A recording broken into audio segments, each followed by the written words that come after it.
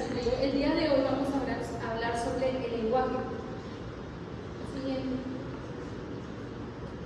En definición tenemos que el lenguaje es un sistema de comunicación utilizado para expresar ideas, emociones y pensamientos y transmitir información.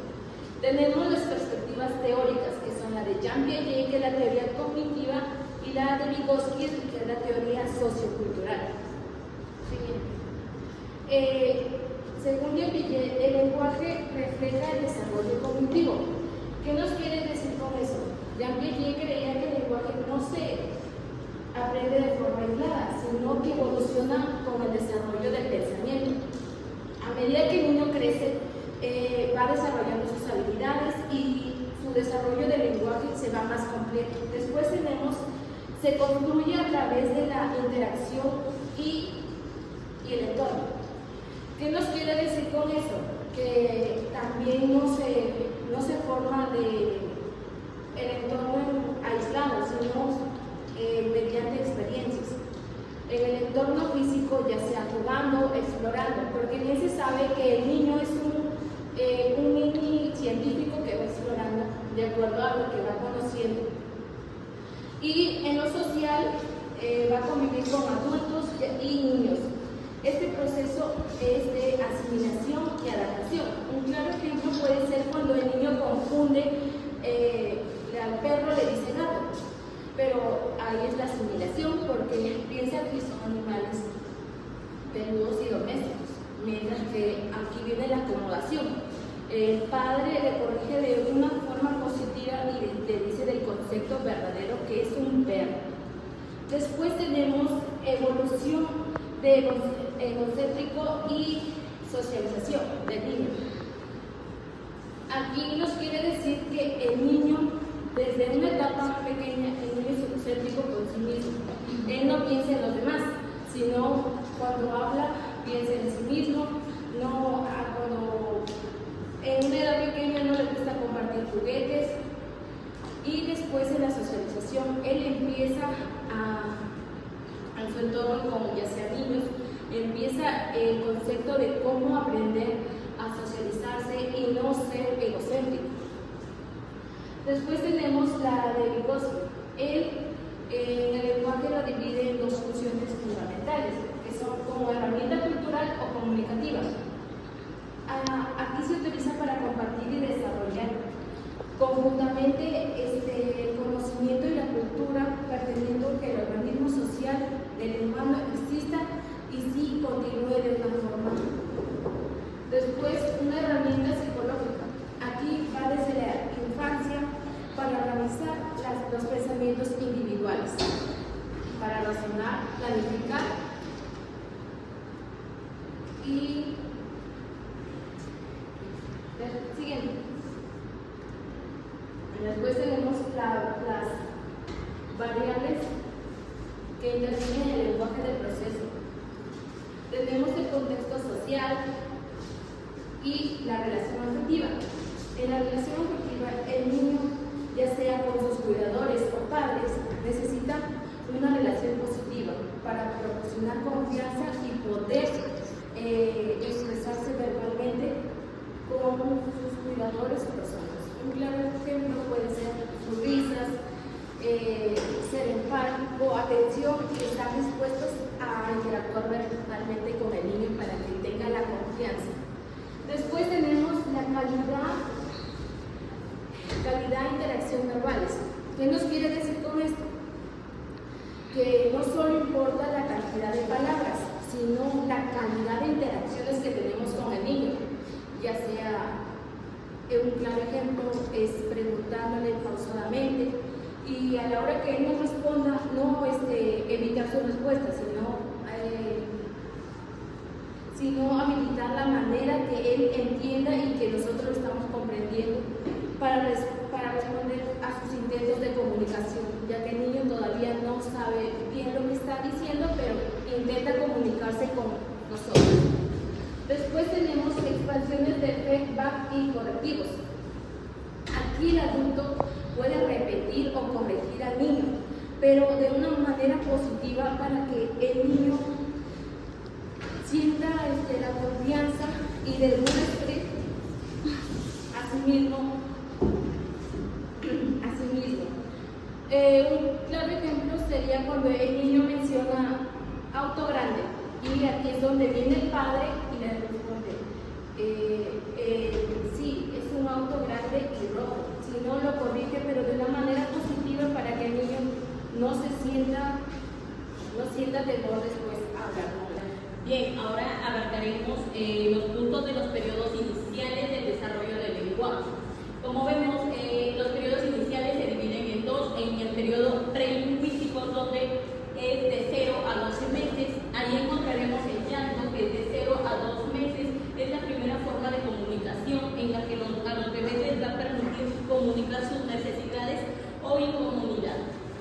El balbuceo, que ocurre de 2 a 6 meses, donde los niños van a expresar vocalizaciones simples como el AO o entre otros.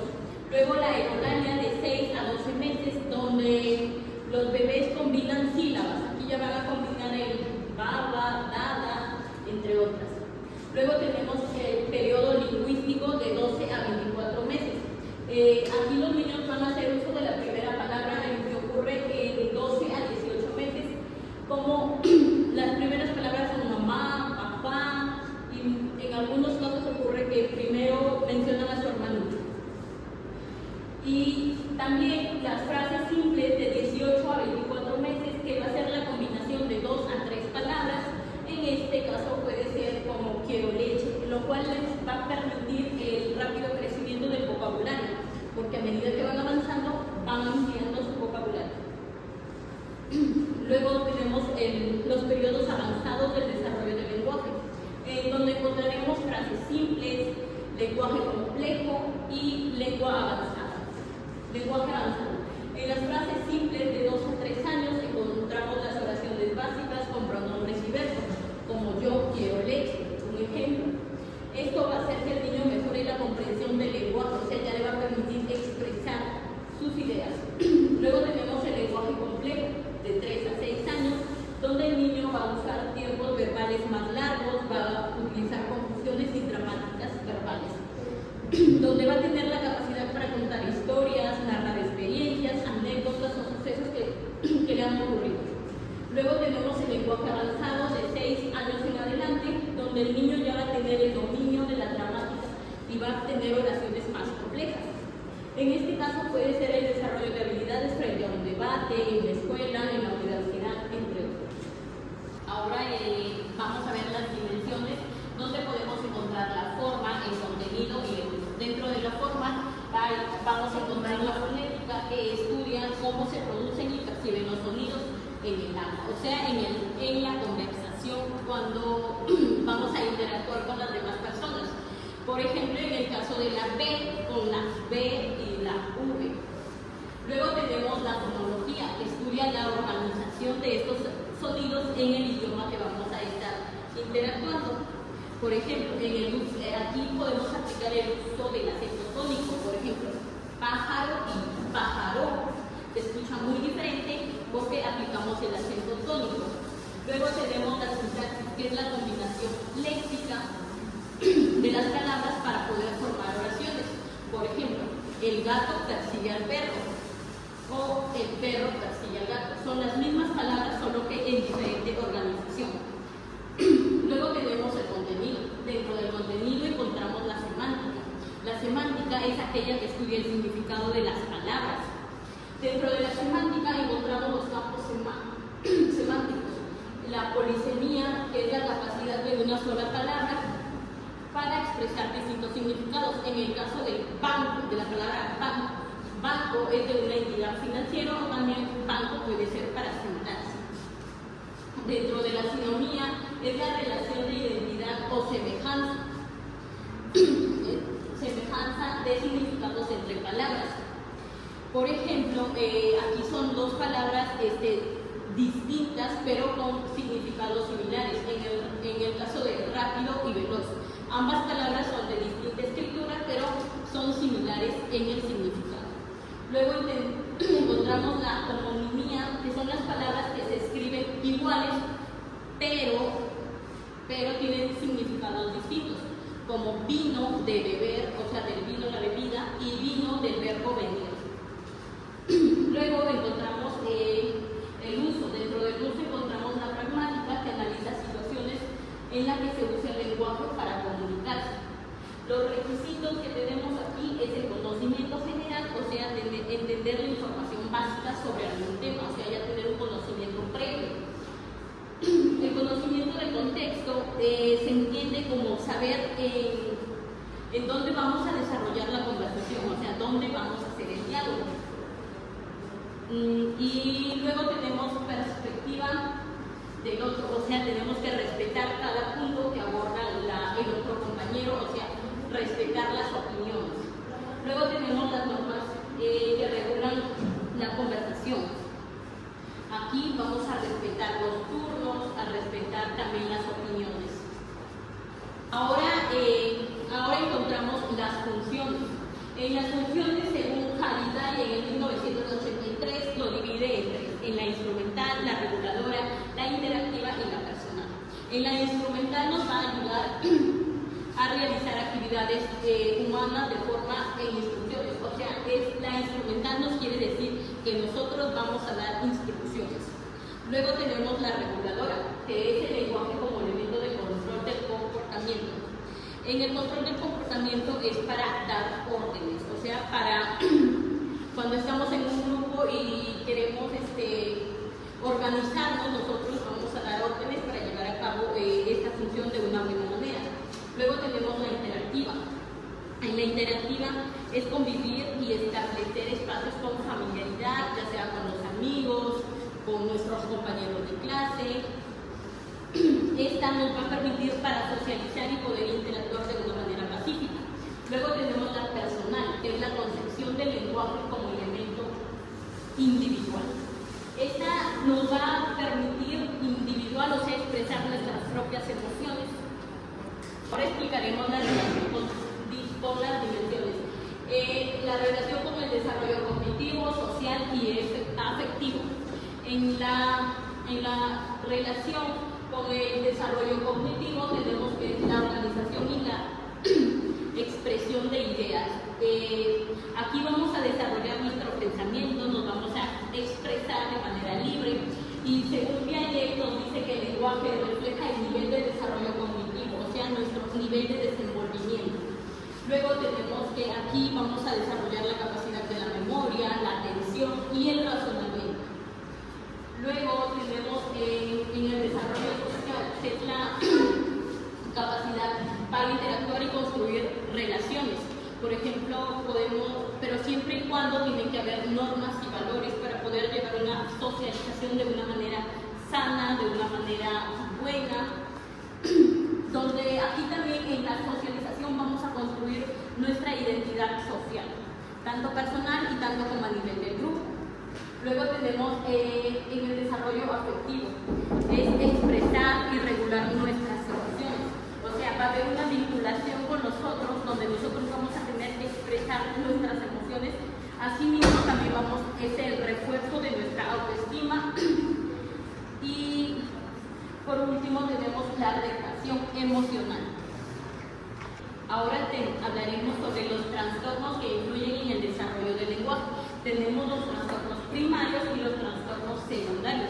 Los primarios son aquellos que se adquieren a lo largo cuando vamos adquiriendo el lenguaje y no tienen nada que ver con las condiciones médicas. Tenemos el trastorno de la articulación, que es la dislalia funcional o fonética, que es la dificultad para articular ciertos sonidos. Luego tenemos el trastorno para articular ciertos sonidos, como ejemplo, tenemos que un niño dice pelo, pero en realidad es perro. Es ahí donde ocurre la dificultad para articular ciertos sonidos. Luego tenemos el trastorno fonológico, que es el retraso de la capacidad de organizar los sonidos del lenguaje. Por ejemplo, un niño tú le dices taza, pero él lo sustituye este sonido y dice tara, en este caso, o puede decir casa, porque el sonido suena similar, pero como tiene el trastorno fonológico, es un retraso para organizar las sílabas en este caso. Luego tenemos el trastorno específico del lenguaje, TLE. Es la dificultad persistente para adquirir y usar el lenguaje hablado o escrito sin causa aparente. Luego tenemos los trastornos secundarios, que son aquellas dificultades ya que derivan de condiciones médicas, o sea, a lo largo de nuestra vida, ya que hemos nacido o por causas de salud, enfermedades las hemos adquirido. Ahí ocurre la disartría, que son los problemas para hablar debido a las dificultades musculares o neurológicas. Está relacionada con daños neurológicos como la parálisis cerebral. Luego tenemos la disglosia, que son las alteraciones en las articulaciones por problemas anatómicos, como está la mandibular, la palatinal, la labial y la dental. Por ejemplo, personas con fisuras palatinas. Luego tenemos la afasia. La afasia es la pérdida del lenguaje debido a lesiones cerebrales como un derrame, o sea, las vamos perdiendo debido a que nos dio derrame y ya no podemos darlas a conocer, se podría sobreentender. Luego tenemos el mutismo selectivo, que el niño, por ejemplo, no habla en ciertas ocasiones. Muchas veces no es porque no quiere, sino porque es un problema o es el trastorno del mutismo selectivo, donde el niño, a pesar de que tiene la capacidad para hablar, su cuerpo, su cerebro, reacciona de esa manera y es por eso que no puede ejercer la actividad mental. Luego tenemos la disfenia, que es la tartamudez, donde muchas veces los niños están interrumpidos por el flujo del habla como repeticiones o bloqueos.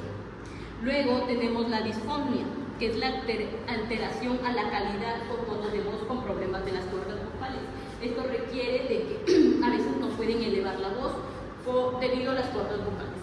En conclusión, el lenguaje es un sistema único y esencial que permite a los humanos comunicarnos, pensar y transmitir conocimientos, funcionando como un pilar fundamental de la cultura, la identidad y la sociedad.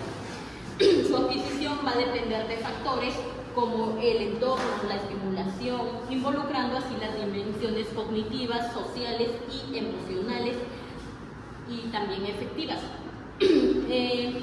Y para concluir, el lenguaje es la clave del desarrollo humano y su comprensión es esencial para potenciar habilidades comunicativas y sociales. Gracias.